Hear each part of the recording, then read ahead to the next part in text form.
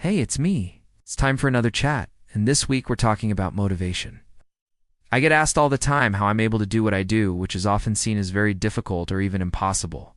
So let's talk about that word impossible. And impossible stands for I'm not. So impossible is really I'm not possible.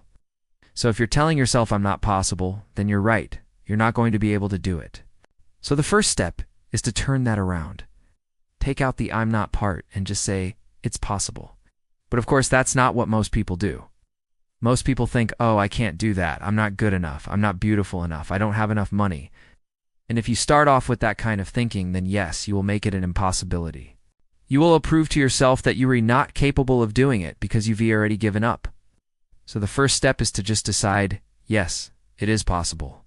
People do it every day. They can do it, so can I. All I need to do is figure out exactly what they did, what the steps are, and follow them. So when we look at the word impossible, let's take out the I'm not and make it I'm possible. Once you've done that, you've already got one foot on the ladder. You're no longer saying I'm not possible, which means I'm not going to try, or I can't do it, which is self-sabotage. Instead, you're saying yes, it is possible.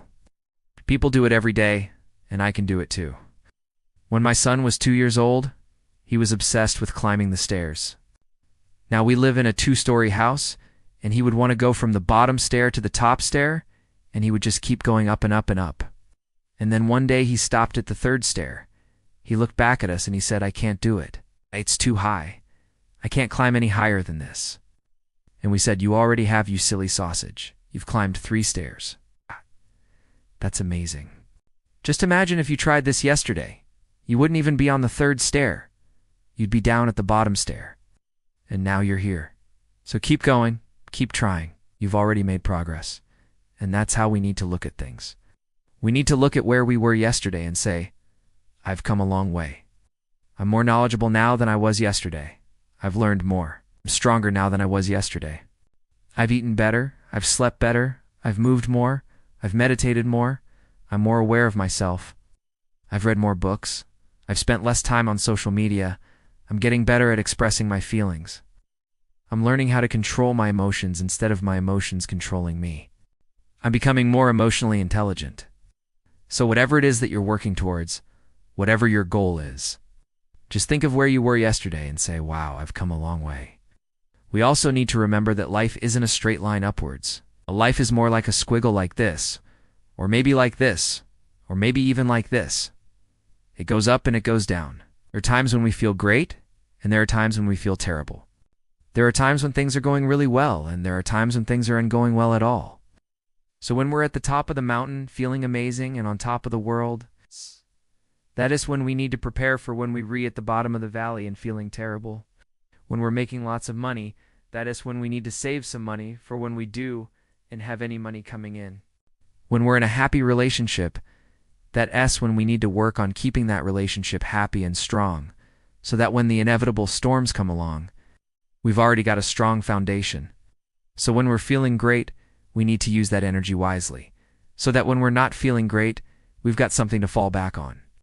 And when we tell ourselves, I'm possible, it reminds us that we don't have to be perfect. We don't have to be on top of our game 100% of the time, so we can mess up sometimes, and it's okay. As long as we pick ourselves back up again, and dust ourselves off and carry on, we're going to get there eventually.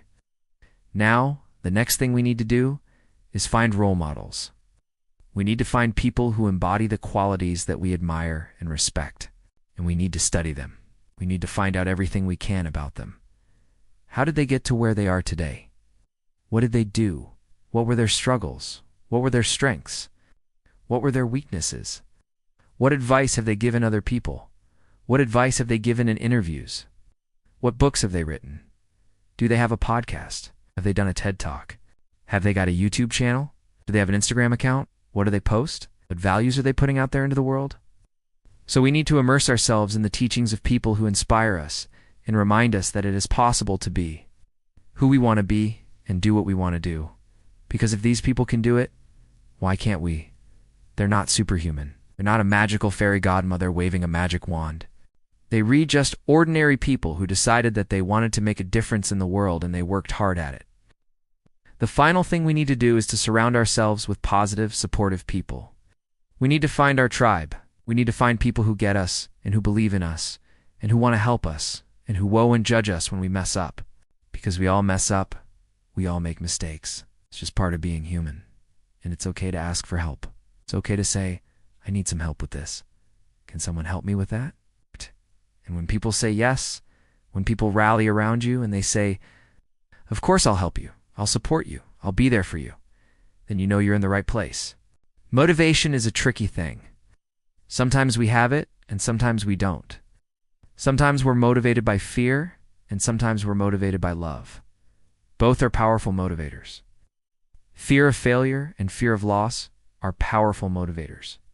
But so is the desire for love, connection, and contribution. So whatever it is that drives you, whether it's fear or whether it's love, use it to your advantage. Use it to propel you forward, to get you to take action. Because as Mark Shepard says, action cures all. So however you choose to motivate yourself, just get yourself moving. Get yourself taking action towards the things that matter to you, the things that are important to you. And before you know it, you'll be on your way to achieving your dreams. Thank you so much for tuning in this week. If you like this video, please hit the like button below. If you haven't subscribed yet, please do, and I will see you next week. Bye for now.